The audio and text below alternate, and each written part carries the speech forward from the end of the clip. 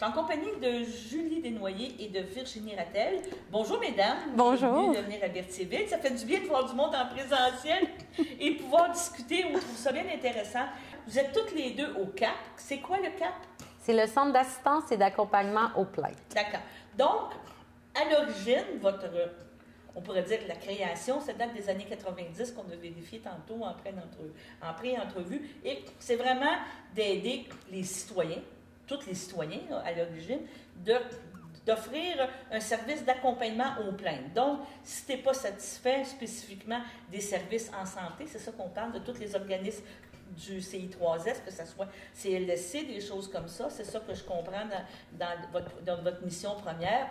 Si on va aller porter plainte, bien, c'est peut-être le fun d'aller vous voir avant pour savoir comment porter plainte, ou est-ce que ma plainte est-ce que c'est réel? Vous allez dire, ça se passe toujours comme ça. C'est un petit peu ça. On pourrait résumer. Pouvez-vous nous aider un petit peu dans ça? Bien, dans le fond, notre organisme a été créé, comme vous le dites, nous précisément en 1994, parce qu'ils se sont rendus compte qu'il y avait comme un vide de service par rapport à la loi des L4S, là, si les gens étaient insatisfaits des services en tant qu'usagers du réseau de la santé. Alors, il devait y avoir une instance autre que le commissaire aux plaintes qui est sur place au CIS. Alors, nous, on a été créé comme un organisme indépendant qui est mandaté par le ministère de la Santé pour accompagner les gens. C'est-à-dire que lorsqu'ils reçoivent des services ou qu'ils auraient dû recevoir des services, qu'il y a une insatisfaction ou qu'il y a une incompréhension, nous, on est là pour les accompagner dans la démarche de plainte. Oui, ils peuvent se rendre directement au bureau du commissaire aux plaintes, mais ils ont l'alternative de venir nous rencontrer, d'avoir des conseillers qui vont s'adapter à leur réalité. Et c'est vraiment une approche personnalisée là, de A à Z. Donc, ce qu'on me parlait tantôt, c'est que si tu vas porter plainte directement, c'est peut-être un 3-4 lignes qui va être écrit, puis là, après ça, tu es en attente du processus, tu es en attente. Tandis que vous autres, allez faire de l'éducation, vous allez rencontrer la personne, vous allez dire c'est quoi qui s'est passé. Comment on va pouvoir un peu plus détailler. Là. Je vous dirais, c'est une espèce on pourrait dire d'approfondissement ou un questionnement par rapport à pourquoi la personne est insatisfaite et est-ce qu'on pourrait dire jusqu'à quel point ça justifie une plainte? Dans le sens que des fois, peut-être c'est une incompréhension, je ne sais pas si j'interprète bien. Vous êtes exactement là, dans la ligne de mire. C'est que nous, on offre notre expertise. Les gens vont nous appeler, vont nous expliquer leur situation. On peut, avec notre expérience, savoir, peut-être juste appeler le département, parler à un supérieur, essayer de régler. Mais quelquefois, on voit que le motif de plainte est vraiment fondé. Il se base sur les droits des usagers. Et à partir de là, nous, on va vraiment sortir les motifs. On va faire ventiler la personne. On va lui faire raconter ce qui s'est passé. Parce que souvent, la plainte est accompagnée d'un lot d'émotions, un flot d'émotions. On a vécu des choses pas facile avec des proches. Souvent, il y a même eu un décès ou des complications très graves. C'est toujours, ça nous touche personnellement. Oui, si tu frappes quelqu'un, tu vas dire oui, d'accord, je suis responsable, oui, c'est vrai, j'ai pas fait mon stop. Mais là, ça nous touche vraiment au plus profond de notre être, on pourrait dire. Il y a vraiment une notion d'émotion. On est émotif, c'est un processus qui n'est pas facile. Comme je vous l'ai dit, ça peut toucher des membres de notre famille. On peut être là en tant que proche aidant aussi. Alors, nous, notre expertise, c'est de dire aux gens, racontez-nous ce qui s'est passé. Nous, avec notre expérience, on va sortir les motifs de plainte, on va composer la lettre de plainte, on va vous la soumettre, voir si ça ressemble vraiment à ce que vous avez vécu, si c'est bien le rendu que vous voulez apporter. Puis, on a, je le répète souvent, mais l'expérience de savoir qu'est-ce qu'il faut mettre, pas qu'est-ce qu'il faut mettre, mais les événements qu'il faut faire ressortir parce que il y a beaucoup de détails. Alors, allons à l'essentiel, puis faisons ressortir là, le gros de la plainte. Parce qu'à cause de l'émotion, tu peux aller... on peut se perdre, c'est facile. Puis, on va parler... Donc, vous êtes deux conseillères spécialisées dans ça. Ça fait combien d'années vous faites dans ce domaine-là? Moi, je suis là depuis 4 ans, puis Julie s'est jointe à nous dans les dernières années, surtout pour le mandat Cap sur le bac dont on va sûrement parler tout à l'heure. Et vous êtes combien d'intervenantes? On peut-tu dire intervenantes, conseillères dans le bureau? Oui, on est 5. On a notre directrice générale. On est 3 conseillères avec chacune certaines spécificités. Virginie au niveau de la communication, moi au niveau du mandat Cap sur le bail. Et on a également un conseiller, donc on a un homme dans notre équipe. Même un homme. Oui. Il est choyé et tout. Et Vous êtes, comme on dit, vous êtes situé maintenant dans les nouveaux locaux, là, qui est l'ancienne Émilie Gamelin, c'est ça que je crois. Les sœurs cloîtrées sur la rue Saint-Charles-Borromée, l'ancien monastère. L'ancien monastère et tout. À ce niveau-là, là, un exemple, justement, tantôt on parlait de. On donnait des exemples, des choses. Je n'ai pas été satisfaite du service qu'il y a à l'urgence, ou de la façon que, même au CLSC, ou des choses que j'ai demandées, puis la façon que la préposée ou la responsable ou le travailleuse sociale t'a répondu, tu n'as pas aimé ça. Là. Ça passe pas le contact et tout. Là, on prend le téléphone, on vous appelle, vous fixez un rendez-vous, comment ça fonctionne, et c'est quoi, là? On a une réponse, on a un rendez-vous dans la semaine, dans 2 semaines.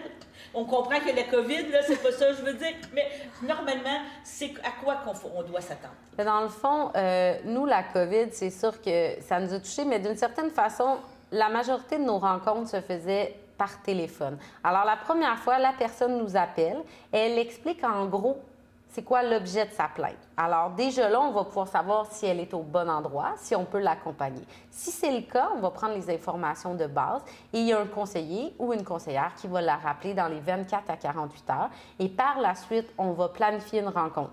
Comme on l'a dit, à cause de la COVID, là, les restrictions étaient plus difficiles parce qu'on ne pouvait pas se voir en présentiel, mais on avait d'autres alternatives.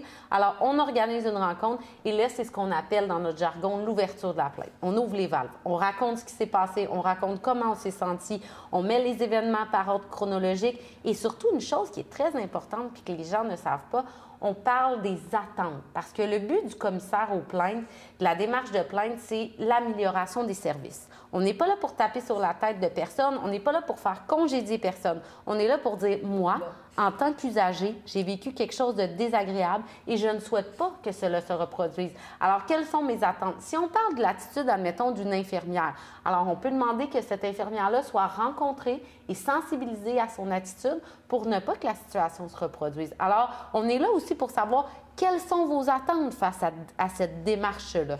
OK. Donc, ce que je comprends bien, c'est plus, on pourrait dire, une certaine médiation, si on mettrait ça comme ça, quand vous me parlez d'attente. Je ne m'attends pas qu'au bout de l'année, il me fasse dire, cet employé-là a été suspendu 2 jours, 3 jours, elle a perdu son emploi. Là, ça, c'est des aspects juridiques qui peuvent se produire, mais ce n'est pas ça le but premier de votre intervention. Il faut savoir que la démarche, le régime d'examen des plaintes, c'est une démarche qui est déjudiciarisée. On n'est pas là pour des poursuites, on n'est pas là pour des compensations financières. Il n'y a pas d'avocat à cette démarche-là. On est là pour exposer la situation, demander qu'il y ait une amélioration et voir ce que le commissaire... Parce que le commissaire a un pouvoir de recommandation. Alors lui, il peut se permettre de dire à un chef de département, moi j'ai une plainte, selon moi, j'ai rencontré l'employé, elle est fondée, il faut qu'il se passe quelque chose. Alors il recommande, c'est pas lui qui dicte, il a le pouvoir de recommandation. On a parlé tantôt en pré-entrevue, les cas qu'on a vécus avec les résidences de personnes âgées, des choses comme ça. Là, j'imagine, si vous en receviez 5 cas dans la même journée sur un dossier, faites-vous, comment je peux dire ça, une grosse pile de dossiers ou vous les traitez cas par cas, vous dites ça n'a pas d'allure. Tu sais, un exemple, tantôt, on parlait de manger dans la salle à manger, qui est accepté, pas accepté, pourquoi que dans telle résidence, il me laisse rentrer 2, dans telle autre résidence, il me laisse rentrer 4, au CLSC, ça ne marche pas, au CHSLD, tout ça. Si je sais pas, vous avez reçu peut-être dans cette période-ci qui était plus intense, 4 fois un téléphone pour... une résidence, là, est-ce que vous étiez capable de dire oui, c'est fondé parce qu'il se passe quelque chose, c'est 4 personnes différentes, ou c'est le frère, le beau-frère, la belle-sœur, puis ma tante qui téléphone, elle dit moi j'y vais. Avez-vous ce pouvoir-là de regarder puis de condenser? Là, je pose la question. Mais... dans le fond, c'est sûr que c'est pas nécessairement notre pouvoir, mais c'est certain que le bureau du commissaire, ceux qui vont recevoir les plaintes, dans des cas comme ça, si on reçoit plusieurs appels, on ne laissera pas ça comme ça. Donc, on va faire un peu plus ce qu'on appelle, dans notre jargon, un signalement au bureau de la commissaire. Donc, on va leur envoyer un courriel en leur disant écoutez, sans nécessairement écrire une plainte, tout ça, parce que là, des fois, c'est quelque chose qui doit être rapidement pris en charge. Donc, on va envoyer un petit courriel. Écoutez, nous, on s'est fait signaler plusieurs fois par plusieurs personnes différentes telle situation. Ça serait bien d'aller peut-être vérifier, voir qu'est-ce qui se passe. Donc, à ce moment-là, un peu comme une plainte, c'est le bureau du commissaire qui va prendre la suite. Mais au moins, c'est sûr que nous, on fait un premier contact puis on résume un petit peu la situation pour qu'il y ait une intervention qui est rapide. Parce qu'au niveau du processus de plainte, c'est sûr que c'est traité en individuel. Donc, chaque dossier est en individuel. Mais quand on a un regroupement, là, qu'on voit qu'il y a quelque chose qui ne fonctionne pas, on essaie d'intervenir plus rapidement. C'est ça, là. Si on se rappelle les 2 dernières années, je pense que c'était... Qu'est-ce que le monde entendait à la télévision? Il dit telle affaire. On a fait souvent le commentaire. Avant que ça se rentre dans les on pourrait dire, des établissements et tout ça, et l'interprétation, il y a eu vraiment... Vous ne devez sûrement pas avoir chômé depuis les 2 dernières années, disons. Mais c'est sûr que même il y avait tellement de changements, tu sais, la réglementation, les décrets, les nouvelles normes. Même nous, des fois, on appelait directement au bureau du commissaire et le bureau du commissaire devait s'informer de son côté aussi parce qu'on l'a vu, ça a été une période faste, les choses bougeaient rapidement, les réglementations changeaient, puis il y avait beaucoup, est-ce que c'est dans les droits de la personne et tout ça? Alors, situation exceptionnelle, mesure exceptionnelle. Ouais. Donc, je vais vous poser la question, peut-être vous ne savez pas, mais on s'en reparlera s'il y a quelque chose. Au niveau, je veux dire, au niveau statistique, justement, est-ce que vous savez, en moyenne, comment de dossiers vous traitez dans une année? Et j'imagine les 2 dernières années, bien, le volume a beaucoup plus augmenté que qu'est-ce qu'il y avait dans les... Bien, je vais faire un petit bilan au niveau du régime d'examen des plaintes, puis je laisserai Julie parler un peu plus au niveau du cap sur le bail, là, ce qui s'est passé dans les RPA. Nous, quand on regarde nos statistiques, malheureusement, à cause de la pandémie, on n'a pas pu aller faire de séances d'information, ce qui est une grosse partie de notre mandat. Donc, si on regarde le nombre de personnes rejointes, ça a diminué. Par contre, au niveau des demandes, on a eu une légère baisse de 3 à peine. Oui? À peine. Pourquoi? Parce que les gens avaient peur ou c'est parce que les gens avaient d'autres... Est-ce que vous saviez un petit peu la raison? Ça serait difficile de dire ça sans faire d'expertise plus poussée, mais j'ai l'impression que la pandémie ça a surpris tout le monde. Alors, les gens se sont peut-être dit, on va se calmer, on va regarder ce qui se passe un peu partout. Les gens étaient vraiment ébranlés de ce qui se passait. Oui. Alors, tu sais, des fois, quand il y a une crise à l'international, une pandémie mondiale, bien, le fait qu'on ait attendu à l'urgence, peut-être qu'on trouve ça un petit peu moins... Je comprends. Oui.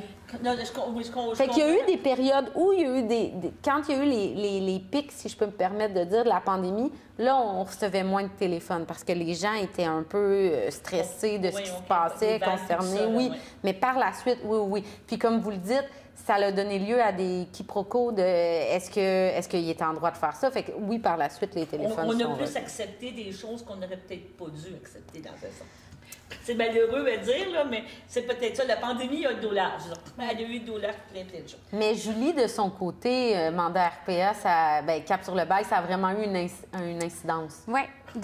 Du côté de ce mandat-là, c'est sûr que autant du mandat cap sur le bail qu'on va parler un petit peu plus tard et du mandat REP, il y a 2 niveaux. C'est-à-dire qu'il y a toujours l'information. Donc, souvent, c'est des gens qui veulent de l'information qu'on va répondre. Et il y a toujours, quand on prend vraiment le dossier en charge, qu'il va y avoir un accompagnement ou une lettre de plainte rédigée. Une démarche, oui. Oui. Et du côté cap sur le bail, on a environ une 50aine, 60aine de personnes qu'on a accompagnées dans des dossiers, donc dans des rencontres, tout ça. Et au niveau de l'information, on parle de 100 à 150 appels pour l'année. Donc, depuis tantôt, on parle de cap sur le bail, aussi de CAP. D'accord, on va prendre une courte pause, puis on va parler de qu'est-ce que c'est. Les gens, ça doit avoir des points d'interrogation. À quoi ça sert? Excellent. Avant de parler cap sur le bail, tu veux nous parler un petit peu, tu trouves que dans d'autres on ne s'informe pas assez, hein? C'est un des buts, vous venez nous rencontrer. Mais c'est pas du tout un reproche. Le but du CAP, c'est vraiment de... Nous, on trouve qu'on est un organisme qui rend service à la population, mais malheureusement, on est méconnu. Alors, il faut être connu. Il faut que vous nous connaissiez pour savoir qu'on existe puis qu'on peut vous aider. Puis je vais dire, comme on dit, abuser. Oui, exactement. Comme soyez avec moi, quand je parle de moi, je parle de la télé communautaire, abusez de nous. Venez, donnez-nous des choses à dire sur vous. Oui, on est toujours là pour vous aider. Puis dans le fond, ce qu'on a remarqué, c'est que nous, notre mandat, on dessert toute la région Lanaudière. Mais parmi les MRC, la MRC d'Autrey vous représentez seulement 3 de notre clientèle. Alors là, je vous invite tout le monde à nous appeler, à faire monter les statistiques. Après notre émission, bien, vous poserez des questions quand les gens vous appellent. Où avez-vous entendu parler de nous? Puis vous allez voir. On a vu votre visage à la télé, vous aviez l'air sympathique, on a décidé de vous appeler. Maintenant, tu me parlais que c'est depuis 2019 qu'il y a un nouveau mandat. Et je pense que c'est très important, puis c'est très justement, ça peut être une source de beaucoup de téléphones pour vous, c'est les fameux bails de RPA. Parce qu'un bail de RPA, c'est pas du 1er juillet, là. C'est à l'année longue. Là. Tu rentres le 1er janvier, ils vont recommencer de bail. On sait que dans les grosses bâtisses, on pourrait dire qu'il y a beaucoup des grosses RPA et tout ça, ils ont 2-3 personnes que leur job, c'est juste gérer des baux parce qu'il y en ont full pin. Là. On s'entend là, que c'est beaucoup. Et c'est un nouveau mandat que vous avez reçu. Est-ce que vous pouvez expliquer pourquoi ça s'est rendu dans votre cours, on pourrait dire? Oui, bien dans le fond, c'est un mandat, c'est ça qu'on a depuis 3 ans, qui viennent d'être renouvelés, ça fait 1 mois, donc pour un prochain 5 ans. Alors, quand on a eu ce mandat-là, le gouvernement s'est aperçu qu'il y avait un vide de service, comme vous le disiez, au niveau... Premièrement, les RPA prennent beaucoup d'expansion. Donc, on en voit de plus en plus. Et il y avait peut-être une petite méconnaissance au niveau du bail de logement en résidence privée pour aînés. Et aussi, comme vous l'avez dit, c'est particulier. Il y a des particularités, il y a un annexe au bail avec les services qui sont détaillés. Donc, ça fait beaucoup. Et les aînés ne connaissent pas nécessairement ce type Ils n'ont pas tous eu des baux dans leur vie. Donc, c'est assez récent pour eux, puis ça peut être très complexe. Oui, parce qu'il faut expliquer que quand tu vas visiter une RPA, on pourrait dire quand même à plusieurs logements, puis tout ça, tu as souvent un agent de location qui appelle, mais c'est un agent marketing aussi, là. Tu sais, dans le sens qu'ils oui. ont des arguments de vente. Là. Eux autres, là, le but, c'est de te faire signer et de dire que c'est la meilleure proposition sur la terre qu'ils peuvent te faire. Je pense que c'est ça un petit peu. Faut pas parce que je veux les dénigrer, mais c'est quand même... C'est un marché. C'est un marché qui est devenu très lucratif. Là.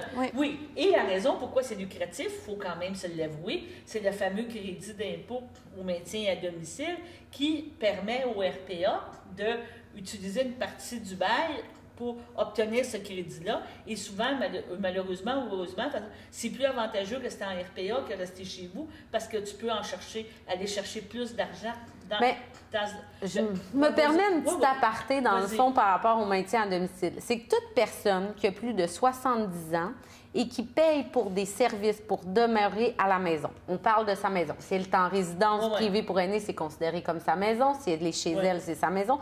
Alors, tous les services que la personne utilise qui lui permettent de ne pas aller en CHSLD, alors le gouvernement lui fait un retour, un crédit d'impôt non remboursable qui est, je crois, rendu à 36 %. Alors, si on paye pour du ménage, ça rentre dans le crédit d'impôt. Si on reçoit des services de repas, ça rentre. Alors, quand on parle d'un loyer, admettons, de 2 000 $ puis que là-dessus, on a 800 $ de services, bien, c'est 36 % de ce 800 $-là qui est retourné aux locataires, aux résidents de la RPA. Ça réduit alors, oui, ça donne une chance. C'est ça. Puis parce que moi, je pense que, je veux dire, c'est pas méchamment, mais c'est parce que, tu sais, une personne âgée qui est quand même autonome, puis souvent, ça peut être des aidants naturels qui vont aller l'aider à faire à manger, à entretenir ses choses.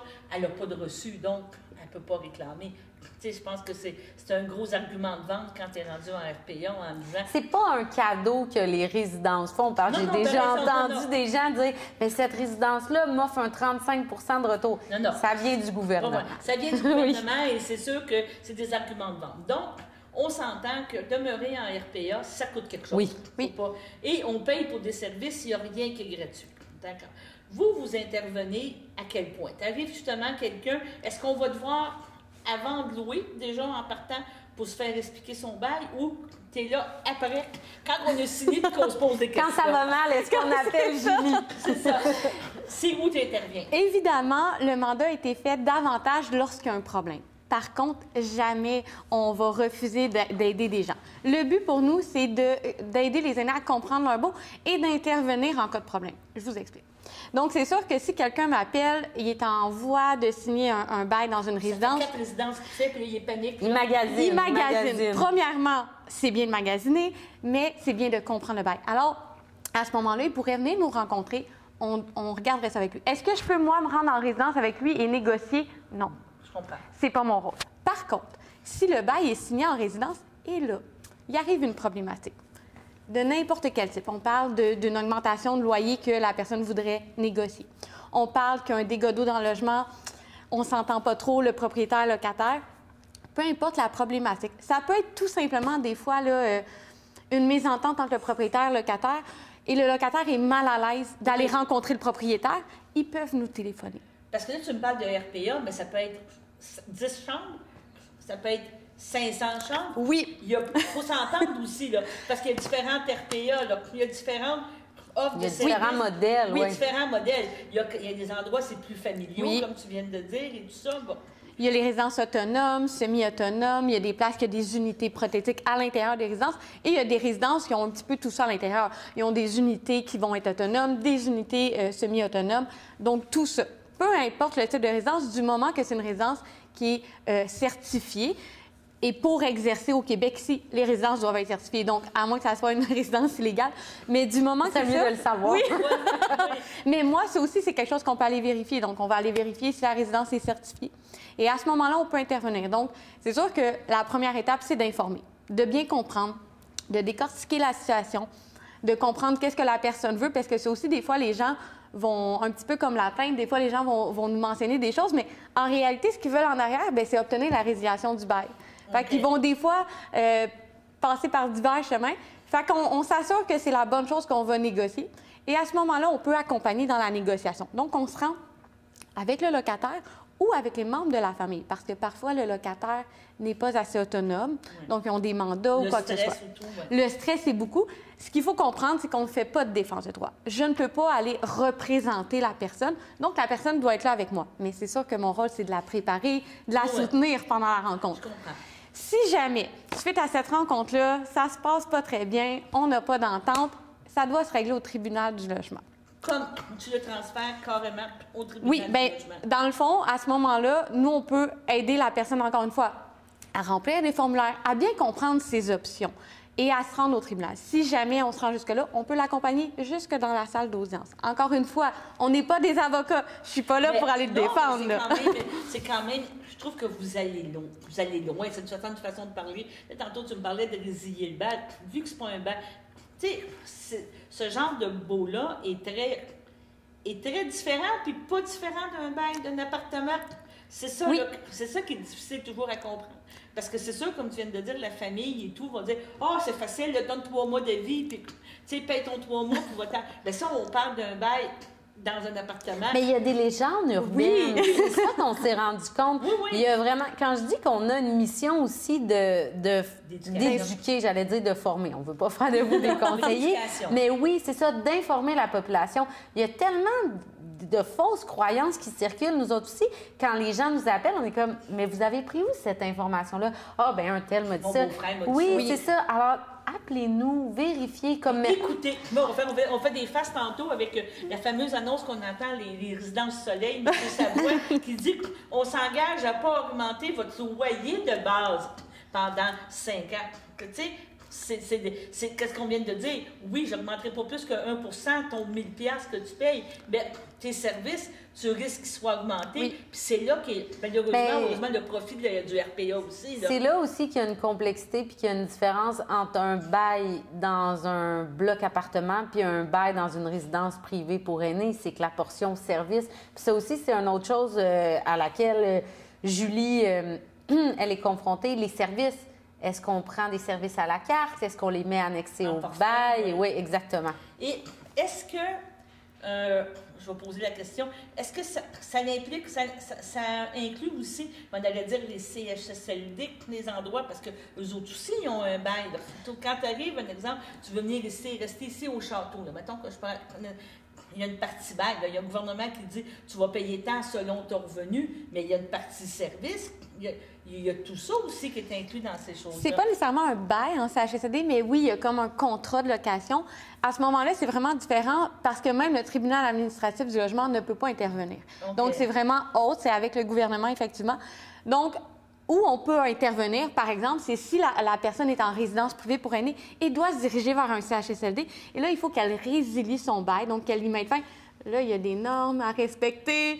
Le fameux 3 mois, ce n'est pas vrai. Donc, il y a des choses à respecter. Oui. À ce moment-là, les gens peuvent nous contacter. On peut même leur envoyer les formulaires, les accompagner pour bien comprendre quel type de documents ils doivent fournir, parce qu'encore une fois, c'est pas vrai, même en résidence privée pour aînés, que si on n'est pas content, on peut s'en aller. Il y a des normes à respecter, c'est un contrat, un bail. Mais j'imagine là, qu'avec la pandémie, on parlait de la fameuse pandémie, il y a beaucoup de gens qui ont dit « Moi, je veux plus rien savoir, je veux m'en aller », mais ils avaient signé un bail. Voilà. Oui, puis il faut aussi démêler les ententes, parce que nous, le plus gros de notre mandat, puis dans la majorité des cas, c'est ce qu'on souhaite aussi, c'est de trouver une entente entre le locataire et le locataire. Donc, essayer de trouver une entente. Mais c'est sûr que on n'y arrive pas tout le temps. Et dans les cas où il y a des ententes, il faut comprendre, les fameuses légendes urbaines viennent de là aussi, des fois, où les gens vont nous dire « Ah, ben moi, ma voisine, là, elle a donné un mois puis est partie. » OK, mais est-ce qu'elle a été négociée une entente? Parce qu'il y a une différence entre une entente... On a juste une partie de l'information, puis c'est ce qu'on fait comme travail aussi. C'est de dire, donnez-nous l'information de A à Z. Julie, quand elle va rencontrer les gens, elle ne va pas juste se baser, elle va dire, je veux voir votre bail, je veux voir ce que vous avez signé. Est-ce que vous avez le document qui stipule les règlements de l'immeuble, les règlements du RPA? Puis des fois, les gens font, oh, j'avais tout ça en main. Puis fait qu'on veut juste leur ouvrir les yeux. Il doit y en avoir aussi qui n'ont pas de bail. Ça arrive, c'est des choses qui arrivent effectivement. Puis des fois, c'est des méconnaissances. J'ai déjà vu des méconnaissances de la part de résidents qui ne connaissaient pas certaines choses parce qu'ils débutent, ils viennent d'acheter. Puis des fois, c'est des résidents aussi qui posent pas tellement les bonnes questions puis qui ne connaissent pas nécessairement la loi. En temps normal, ils sont supposés avoir le bail, ils sont supposés avoir les règlements de l'immeuble ainsi que le code d'éthique et la liste des services détaillés avec leur prix. OK. Mais souvent, on n'a pas nécessairement tout ça. OK. Question. Est-ce que vous avez justement... On parle de la liste des services. Avez-vous des barèmes? Avez-vous des choses? Si je viens de voir, puis je te dis, bon, maman, elle paye 1200 $, puis là, ils me chargent pour les repas 300, puis ils veulent m'augmenter à 500. Est-ce que... C'est tellement une bonne question qui revient souvent, mais c'est une entreprise privée. Malheureusement, il n'y a pas de réglementation. Je ne sais pas si tu veux rajouter quelque chose, mais c'est comme la question qui tue. C'est une libre entreprise. Il y a des résidences que pour un service de ménage, vous allez payer 100 $ par mois. Il y en a d'autres, vous allez payer 300 $. Ça pousse comme des champignons, ces résidences-là. Alors, ils ont différents styles, là. Oui, mais est-ce qu'on peut, dans ce temps-là, quand tu regardes les choses, tu passes de 100 à 200 ou 350, tu as beau dire, bon, c'est pas méchamment, mais dire maintenant, bon, le fameux 26 $ de l'heure là, que tout le monde offre, qui ont dit, j'ai pas eu le choix de l'offrir, donc, mais est-ce qu'on peut avoir une estimation? Tu sais, on parle de ménage, on dit, oui, il vient chez nous 15 minutes, puis l'autre va dire, il vient chez nous 2 heures. Okay. 2 heures, c'est parce que c'est un palace, là, on s'entend, là. Ou ça va être très, très, très, très, très, très fort. non, mais vous comprenez? Oui, J'aurais je comprends très bien. À suggérer de, premièrement, on ne le dira jamais assez, magasiner. Et magasiner en fonction de vos besoins. Parce qu'effectivement, certaines résidences vont vous offrir, par exemple, on parle du ménage. Bien, il y en a qui vont dire, ben moi, ça ne me dérange pas, je vais payer avec la résidence. Mais rien ne vous empêche de vous prendre une femme de ménage privée. Oui. Vous avez plusieurs options. Des fois, les résidences vont vous proposer un... Je cherche le mot franco. Oui, c'est ça. Un forfait comme dans le Sud. Un forfait tout inclus. Oui. Mais premièrement, vous pouvez négocier. Vous avez des options. Et des fois, le forfait, ils peuvent vous l'exiger. Encore une fois, c'est une entreprise privée. Oui. Mais raison de plus pour magasiner et aller dire, ah ben moi, j'étais ailleurs et savez-vous, moi, ils me chargent tel prix. Donc, est-ce que vous pourriez... Encore une fois, tout est une question de négociation. Donc, tu es en train de me dire, c'est comme un billet d'avion. La personne à côté de toi peut l'avoir payé 500, puis dans le même avion, l'autre paye 300.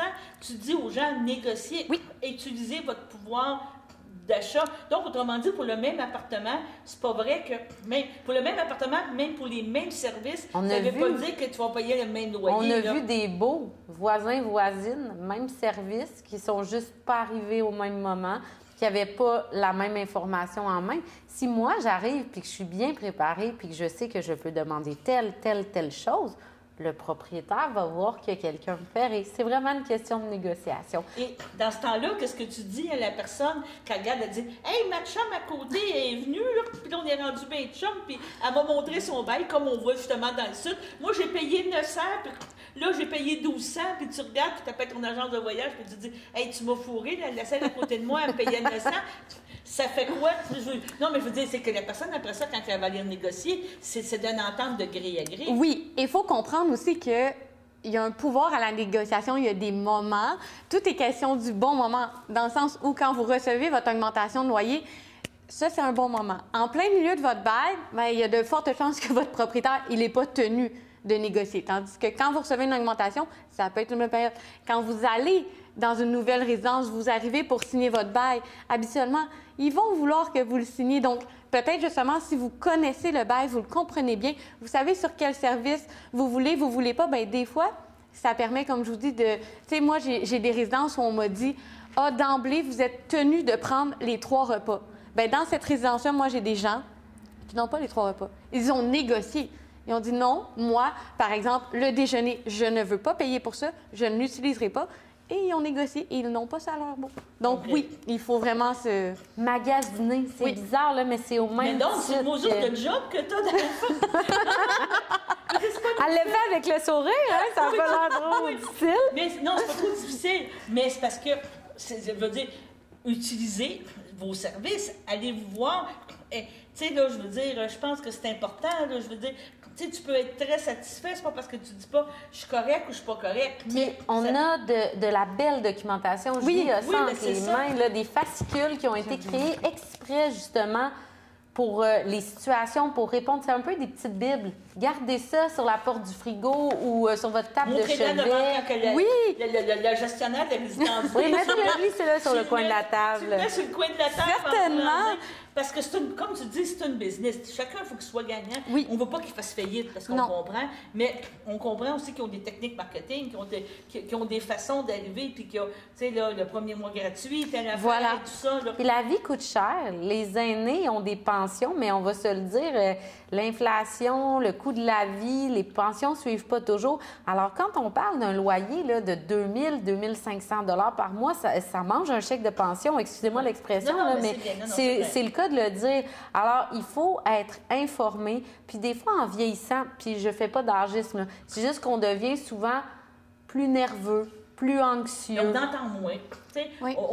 Puis on n'a plus envie des conflits et des batailles. On les a menés, nos grandes batailles dans notre vie professionnelle. Rendu à 80, je pense qu'on a envie de profiter de la vie. Alors, souvent, les conflits, ça ne nous intéresse pas, puis on a tendance à dire « oh, je dirais rien ». Mais non, il faut savoir que vous avez des droits, puis c'est même pas d'être chialeux. Nous autres, souvent, on dit « une plainte, c'est une perle », parce que ça permet de faire avancer les choses. Si personne ne dit rien, bien, on n'évoluera pas. Est-ce que ça pourrait aller, justement, si vous receviez beaucoup de plaintes pour une résidence, mettons X, Y, Z, que vous vous posez des questions puis vous disiez il se passe quelque chose là. Avez-vous jusqu'à ce pouvoir-là, après ça peut-être d'appeler, comme tu dis, Action Logement ou quelque chose de même, mais dire il y a une problématique, là, si 50, je veux dire 50 %, mais même 20 % des résidents-là sont rendus qu'il y a quelque chose qui se passe, il y a l'impression qu'il peut y avoir un abus. Ce qu'il faut comprendre, c'est que dans les résidences privées pour aînés, il y a deux volets. 2 instances, deux volets qui touchent nos 2 services. C'est-à-dire que si on est insatisfait, qu'il y a une problématique au niveau monétaire, au niveau du bail, on doit s'adresser, après la négociation, au tribunal administratif du logement. C'est eux qui s'en occupent. Par contre, quand on parle de la qualité des services, tout ça, ça fait quand même partie des établissements. Donc, on peut, de la santé et des services sociaux... OK, on s'est considéré pareil? Oui, on peut s'adresser à la dans commissaire. la certification. OK. Donc, dans des cas où, par exemple... Des fois, justement, il va y avoir 2 volets. Donc, on va proposer à la personne de faire une plainte à la commissaire quand ça concerne, justement, par exemple, les soins infirmiers. Il n'y a plus d'infirmières. La qualité de la nourriture. Tout ça, on peut diriger ça vers la commissaire et on peut, par exemple, aller négocier au niveau d'augmentation de loyer avec la personne. Donc, dans une situation où plusieurs personnes nous feraient part d'une problématique assez importante, nous, on fera un signalement autant au bureau de la commissaire aux plaintes qu'à la certification pour leur dire... Ça passe pas, là. Ça passe pas. Il y a une problématique au niveau de cette résidence-là. Des fois, c'est des problématiques assez importantes. Par exemple, ça m'est déjà arrivé de faire un signalement au niveau d'une augmentation de loyer qui était vraiment très importante, qui avait été donnée à tout le monde. Donc, tout le monde nous a contactés. C'est sûr. Donc, à ce moment-là, on a envoyé ça à la certification qui, elle, est intervenue. OK. Mais il faut savoir aussi, puis c'est quelque chose d'important là, qui est tabou, mais une chance, on en parle de plus en plus, la maltraitance au niveau des aînés.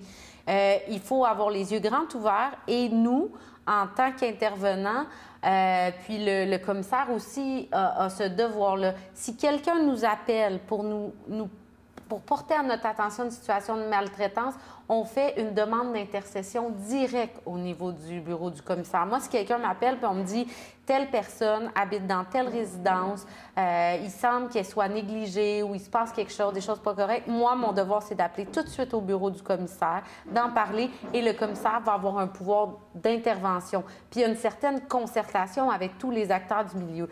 Parce que là, donc, vous êtes les yeux et les oreilles, vraiment, on pourrait dire, parce que comme vous avez dit tantôt, au niveau d'Action Logement et tout ça, ils en ont déjà comme plein de casses, on pourrait dire. Oui, nos mandats, ils se chevauchent, mais ils sont vous êtes différents. quand même les yeux, les oreilles en disant, oui, tu sais, là, on peut être là, puis on peut intervenir.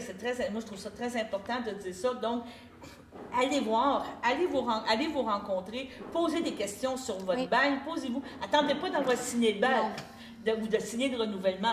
Posez-vous des questions, vous allez intervenir, vous allez avoir des réponses, puis à la limite, vous direz à la personne, bien, regarde, ça me semble, tu sais, OK. Tu sais, là, oui, je paye 9 10 oui, mais tu n'as pas été augmenté depuis 2 ans, puis depuis 3 ans.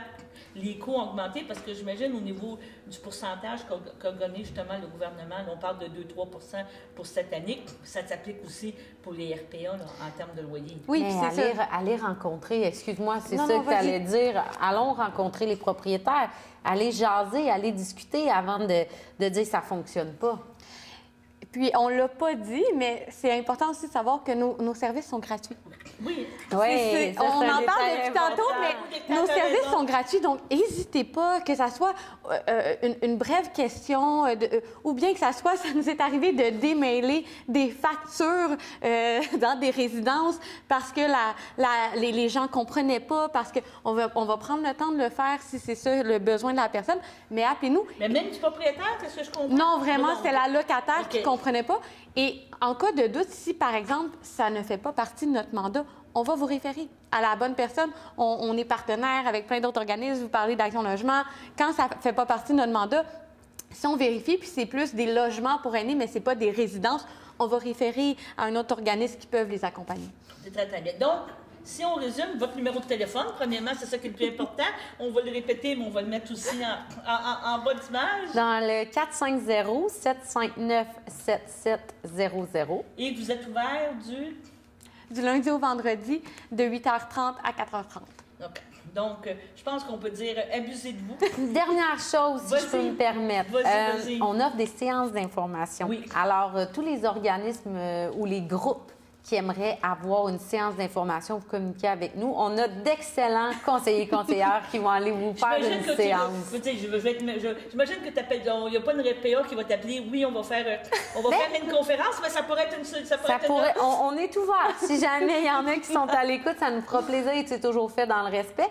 Puis, on est toujours à la recherche de membres. Si vous croyez au bien fondé de notre organisme, si vous trouvez que notre mission, elle est louable, bien, il n'y a rien qui vous empêche de devenir membre chez nous. C'est gratuit. Vous allez recevoir un infolette, vous allez avoir les invitations pour nos événements avant les autres, avant les invitations grand public. Alors, devenir membre du Cap Lanaudière, c'est intéressant. C'est ça. Puis, on a notre AGA. On sait que le mois de mai et juin, ce sont des mois qui sont très sollicités pour les assemblées générales annuelles. Oui, nous, ça se déroule le 21 juin. Ça va être au Château Joliette en soirée. Et je lance l'invitation, un spectacle ludique sur les droits des usagers. Alors, apprendre, venir s'amuser, puis venez nous rencontrer. Pourquoi pas? Ça serait bien ça. Bon, bien, je vous remercie beaucoup, mademoiselle, mesdames. Ça a été un plaisir. Et on espère qu'on va l'avoir. J'espère que les gens d'autrient. Oui, on va monter 3 On va monter 3 Bon, bien, je te remercie beaucoup. Merci.